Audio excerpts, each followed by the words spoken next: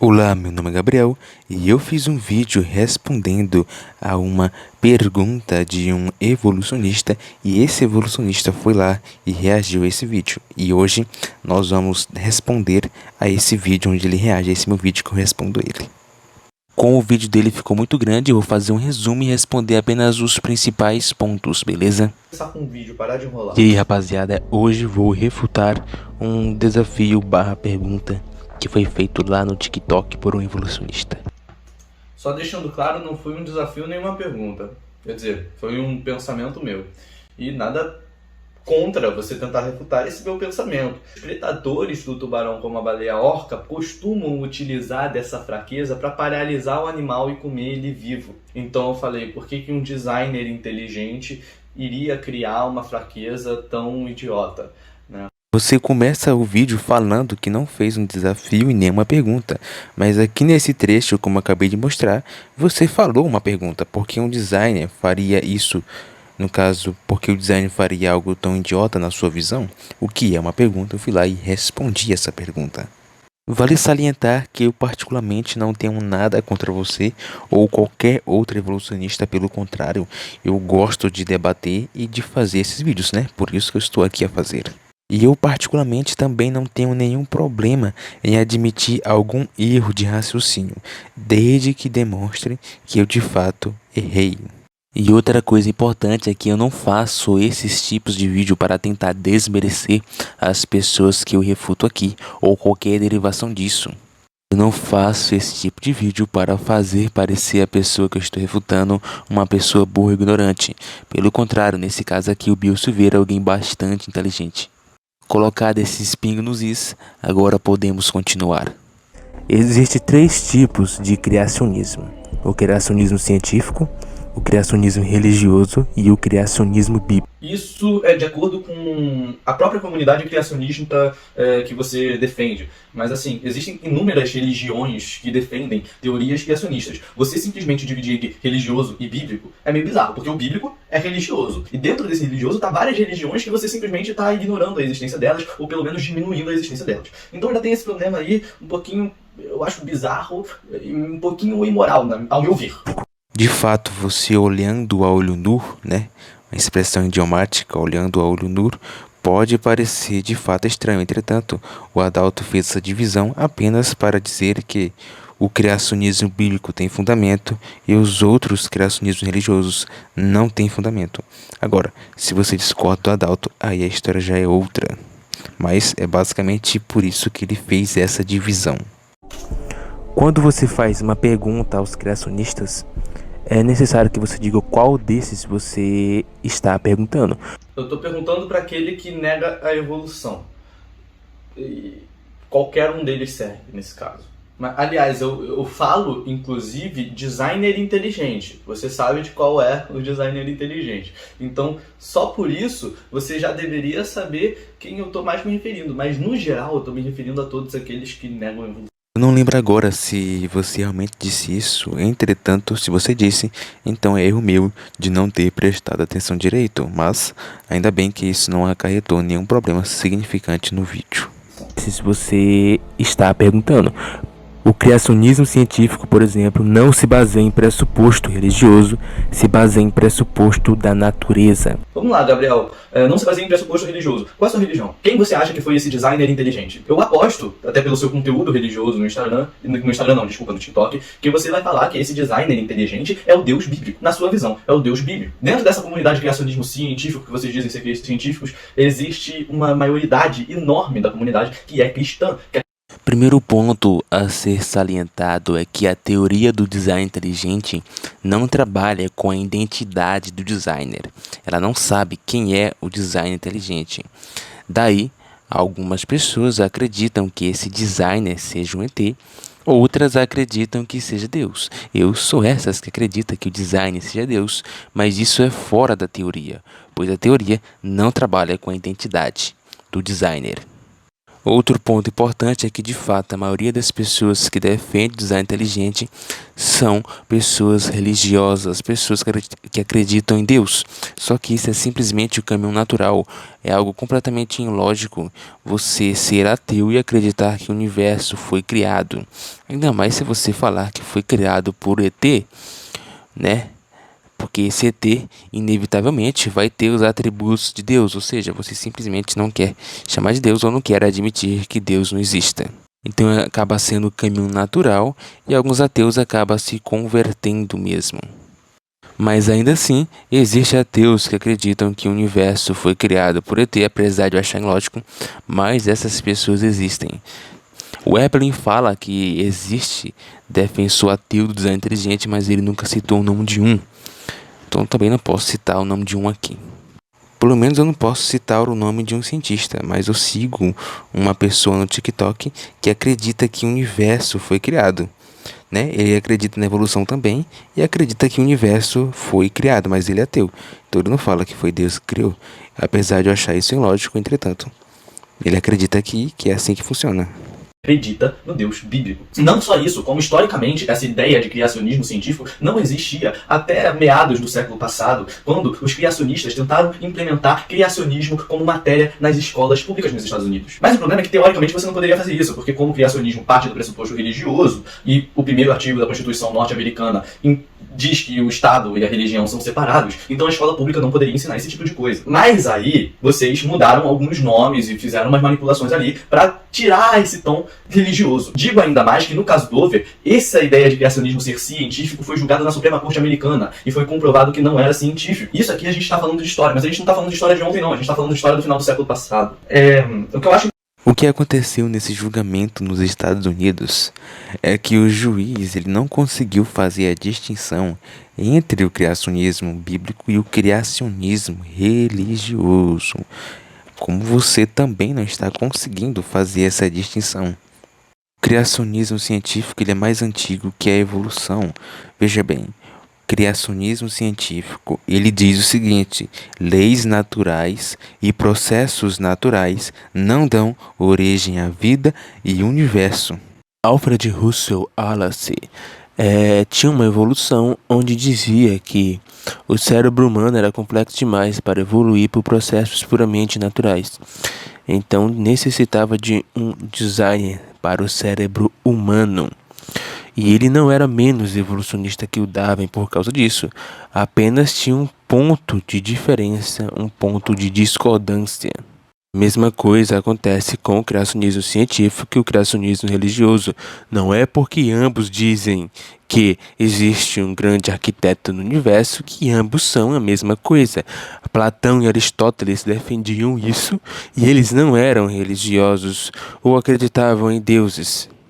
Interessante aqui é que você diz que não tem nada a ver com religião, mas eu te pergunto, me diz 5 defensores do criacionismo científico que são ateus. Me diz 5 defensores do criacionismo científico que pelo menos possuem outras religiões sem ser o cristianismo. Óbvio que grande parte dos cientistas são cristãos, mas definitivamente não é 99,99999%, como é na comunidade do criacionismo científico. Então como é que você diz que uma comunidade majoritariamente, bizarramente majoritariamente cristã, é uma comunidade científica e não religiosa? Se todos os criadores dessa comunidade foram religiosos e todas as coisas que eles defendem são religiosas. Vocês podem tentar... Bom, quem sabe que na história da ciência a grande maioria dos cientistas eram bizarramente cristãos. E isso não anula o fato de aquilo ser ciência, porque a grande maioria esmagadora bizarramente era cristã. Se a gente for considerar aí, depois de Francis Bacon, você vai ter o próprio Francis Bacon, vai ter o Descartes, vai ter o Kepler, vai ter o Copérnico, vai ter o Galileu, vai ter o Newton, você vai ter o Linneu, você vai ter até mesmo o Lamarck, né?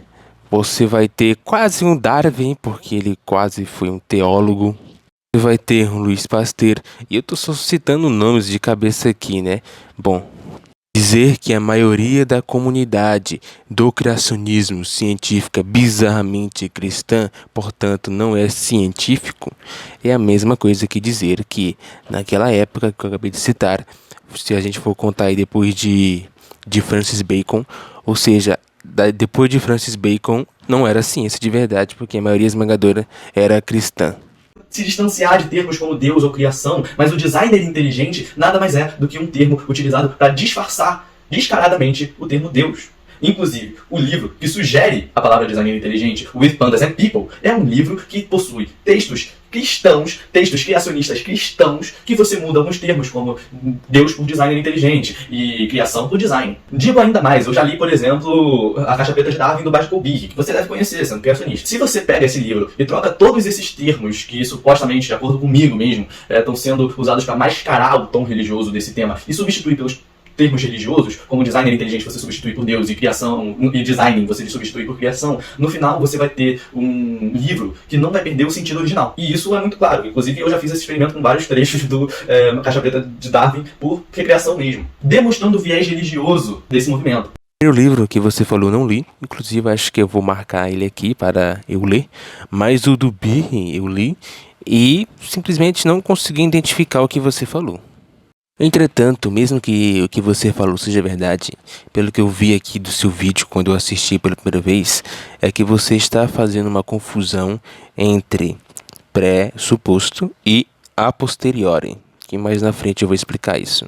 O criacionismo religioso, por exemplo, se baseia em pressupostos religiosos, é claro, e o criacionismo bíblico se baseia em pressupostos religiosos, no caso, pressupostos bíblicos. Então você aqui admite que não faz sentido ter um criacionismo bíblico e um criacionismo religioso.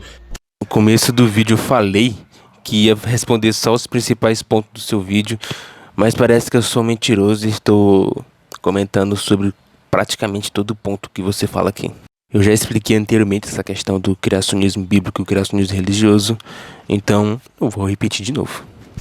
Eu defendo o criacionismo científico, que vai ter implicações religiosas e vai concordar com uma parte do criacionismo bíblico.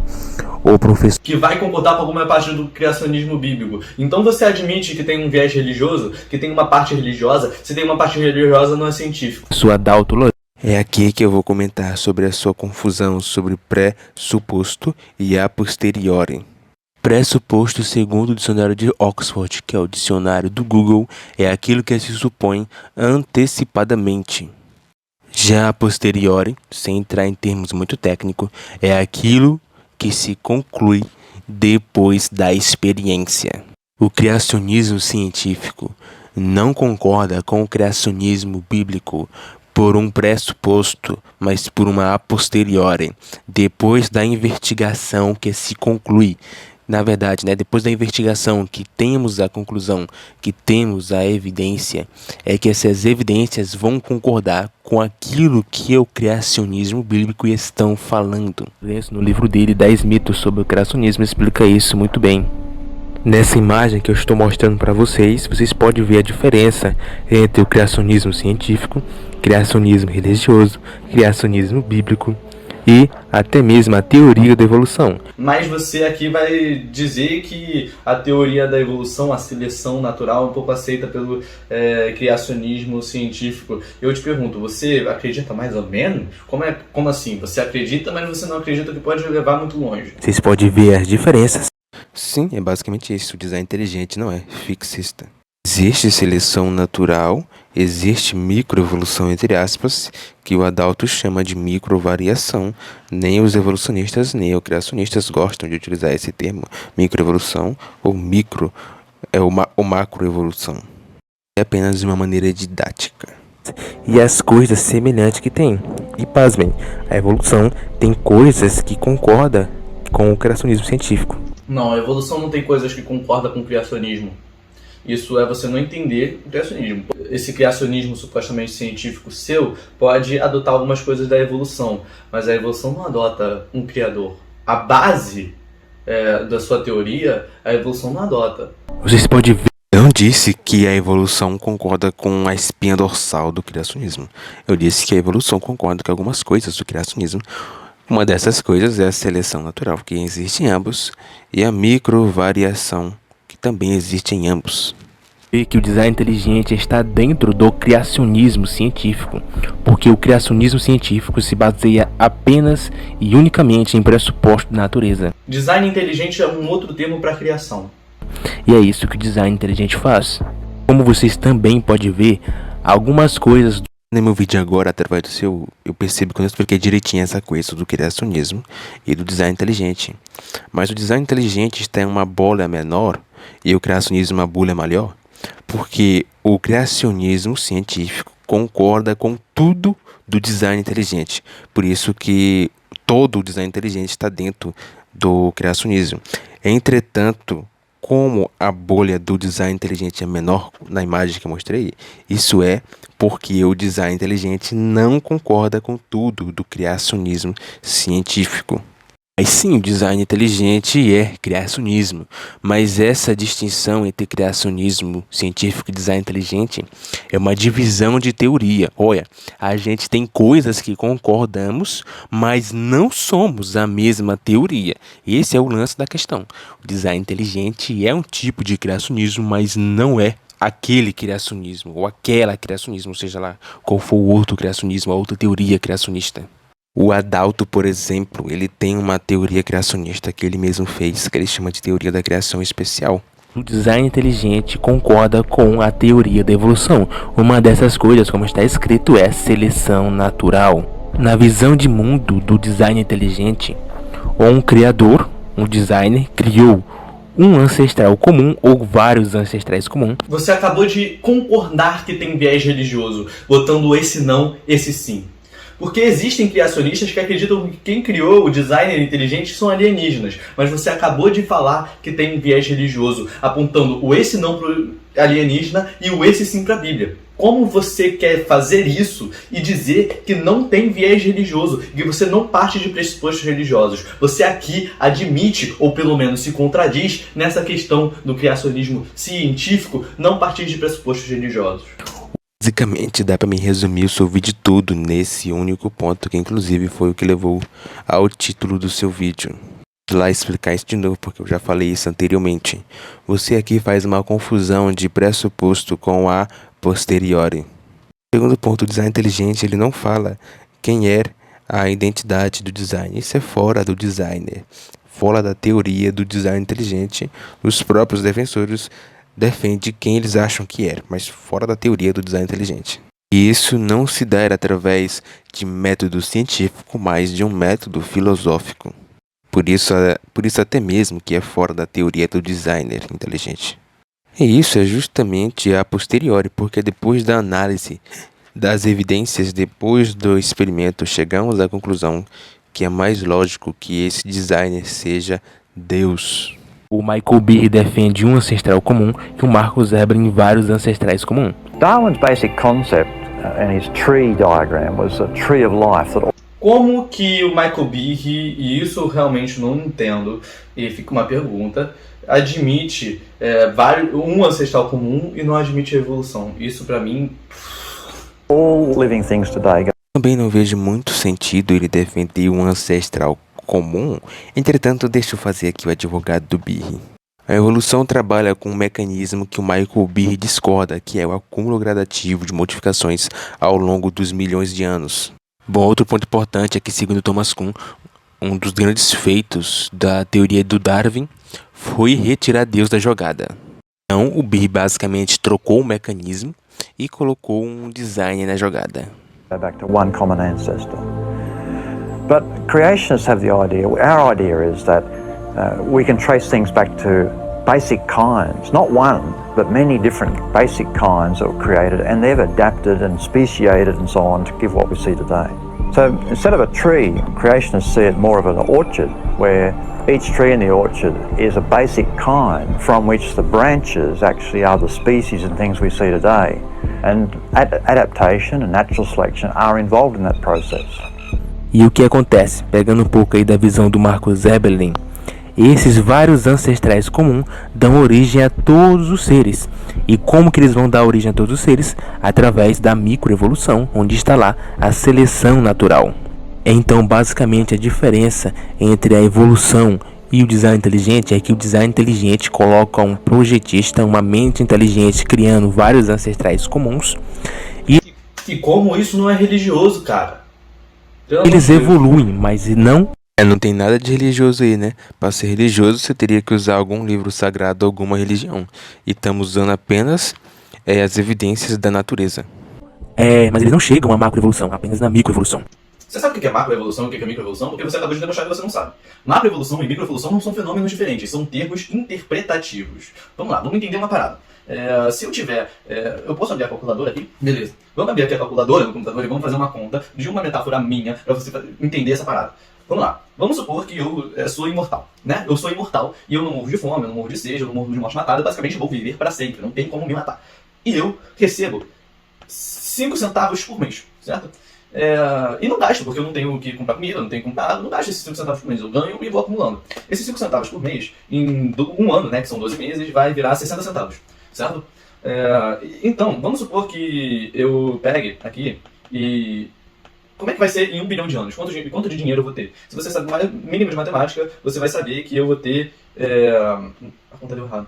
Vamos lá, 0,6 vezes 1 bilhão. Beleza, agora a conta vai dar certo. Vocês vão ver que eu vou ter 600 milhões de reais. O meu ponto com isso, e obviamente sobre a metáfora, é que na metáfora, os 5 centavos que eu ganho por mês é a microevolução. E esses 600 milhões de reais que eu recebi depois de um tempo, um acúmulo desses 5 centavos, é a macroevolução. Eles não são fenômenos diferentes, eles são simplesmente um termo interpretativo. Isso porque, quando eu vou me referir a esse tipo de coisa em um artigo, para as pessoas entenderem melhor o ponto de referência, eu vou falar, por exemplo, a microevolução de bactérias. Porque aí você sabe que essa evolução aconteceu durante alguns meses ou alguns anos, talvez. Quando eu vou me referir à macroevolução dos dinossauros, são milhões de anos e muitas diferenças. Então é só um termo utilizado para te ajudar a interpretar o texto, mas não são fenômenos diferentes. Na verdade, se você acredita numa microevolução, você tem que entender que o acúmulo de micro mudançazinhas vai dar em mudanças grandes, que é isso que a metáfora do dinheiro infinito, imortal, quis dizer. O problema da sua metáfora foi justamente o tempo. Vamos lá. Não vamos supor que você esteja imortal. Vamos apenas supor que você possa viver bastante tempo, sei lá, uns 500 anos, uns 1000 anos, não sei, bastante tempo. E aí é o seguinte, se você ganhasse ao longo de 1000 anos, todo mês, 5 centavos, você teria uma quantidade X, talvez uma quantidade bem grande. Deixa eu fazer bem aqui a conta, peraí. Se minha conta não estiver errada, você tem 6.000 reais. Entretanto, o grande problema é que você precisa comer e ganhando 0,5 por mês, você não vai comer, você vai morrer de fome. Ou seja, isso seria basicamente a complexidade irredutível. Inclusive, o próprio Darwin fala disso no livro dele. Se pudesse demonstrar um órgão que não pudesse evoluir por processos graduais, minha teoria estaria fracassada, estaria falida. E o Behe utiliza dessa frase que o Darwin falou para elaborar a complexidade irredutível que você deve conhecer. Esses descendentes são apenas variações dos ancestrais comuns. Eles não chegam à macroevolução. Agora, respondendo a pergunta de forma... Como eu disse, se você tem microevolução, é impossível você não ter macroevolução. Porque não são fenômenos. São termos interpretativos e a macroevolução é o que acontece com muitas microevoluções. Direta, é isso que você perguntou, Bill Silveira, não é um problema. Porque no design inteligente existe seleção natural e o que você mostrou é basicamente a seleção natural em ação. Não, aí que eu vou te refutar, porque eu vou voltar pra cá. Você percebe que tubarões têm ampola de Lorenzini, raias têm ampola de Lorenzini, na verdade, os peixes cartilosos ginosos em geral possuem essa ampola de Lorenzini, o que indica que essa estrutura surgiu no ancestral comum de todos esses seres, o que, de acordo com a sua própria explicação, esse ancestral comum foi criado pelo designer inteligente. Ou seja, o designer inteligente criou o ancestral comum de todos esses bichos com esse problema. E esse problema foi herdado por todos esses bichos porque eles são descendentes desse ancestral comum criado pelo designer inteligente. Eu não sei se você não pesquisou sobre a ampola de Lorenzini para ver isso daqui é básico. A não ser que seu designer inteligente tenha botado isso daqui para enganar a trouxa que nem eu. E aí, se você disser isso, o nosso argumento vira infinito, porque é impossível refutar você, já que qualquer coisa pode ter sido o designer inteligente tentando enganar a gente para ver quem é fiel ou não. Geralmente, a sua pergunta não era sobre homologia, mas era sobre um suposto erro que você disse que não faria sentido um designer ter feito isso, porque isso prejudicaria o tubarão, porque seria comido por orcas. Não era uma questão de homologia. Então, nesse momento, você simplesmente fugiu da questão que você mesmo colocou. falo isso, os evolucionistas eles dizem: ah, mas você não acredita que esse design é Deus? Se esse design é Deus e Deus é perfeito, como pode haver esse erro, entre aspas? A resposta é simples. Como eu falei anteriormente, o design inteligente se baseia em pressupostos da natureza. O design inteligente não fala de Deus apenas... O design inteligente fala de Deus quando ele fala sobre designer inteligente, que é literalmente um criador. apenas de um design inteligente e não um design perfeito. Um designer inteligente que poderia ser um ET, mas você admite que não é um ET. Um designer inteligente que a maioria, 99,99999% da sua comunidade, vai falar que é o Deus cristão. Um designer inteligente que foi um nome dado para afastar a ideia de Deus, só para enganar a Corte Suprema Americana. E que, digo mais sobre essa história, o juiz que declarou que o design inteligente não é ciência foi um juiz apoiado pelo presidente, que era a favor do criacionismo. Agora, se você quer saber a resposta do criacionismo bíblico, eu poderia fazer um vídeo sobre ele. Entretanto, tudo que ele está falando aqui eu já refutei ao longo do vídeo aí, então não vou refutar de novo. Mas eu vou recomendar aqui na descrição um artigo do Discovery Institute, onde fala sobre essa questão desse juiz, desse julgamento nos Estados Unidos. Eu acho que eu vou conseguir encontrar esse artigo, fiz até um vídeo sobre ele. E é isso, vou deixar aqui na descrição, ou no fixado nos comentários, vai ter em algum lugar aqui. Só para finalizar, ficar claro, se você encontrasse um relógio em Marte, um exemplo, se você encontrasse um relógio em Marte, você faria a dedução de que aquilo foi feito por uma mente inteligente, mas seria impossível você saber quem é essa mente inteligente. O design inteligente é basicamente a mesma coisa, ele não sabe quem é o designer, ele não fala da identidade do designer, apenas que existe um designer. A identidade do design inteligente é uma questão filosófica, como o Marcus Evelyn falou em uma de suas palestras. Isso é pelo lado de fora do designer. Como o próprio nome sugere, vai envolver a Bíblia. Então, talvez você não goste disso, mas... A sua resposta já envolve a Bíblia quando você diz que o criador é um criador bíblico. Mas você poderia fazer esse vídeo e eu não responderia, porque aí você entra em religião, e aqui a gente está tentando debater se essa sua teoria pseudocientífica é ciência ou não. Eu já adianto, não é. A partir do momento que você tem a audácia de, no mesmo vídeo, falar que não parte de pressupostos religiosos e falar ao mesmo tempo que o criador é o Deus da Bíblia, você admite que você está errado. Bom, galera, era esse o vídeo. Esse é o vídeo respondendo o Gabriel. Espero que você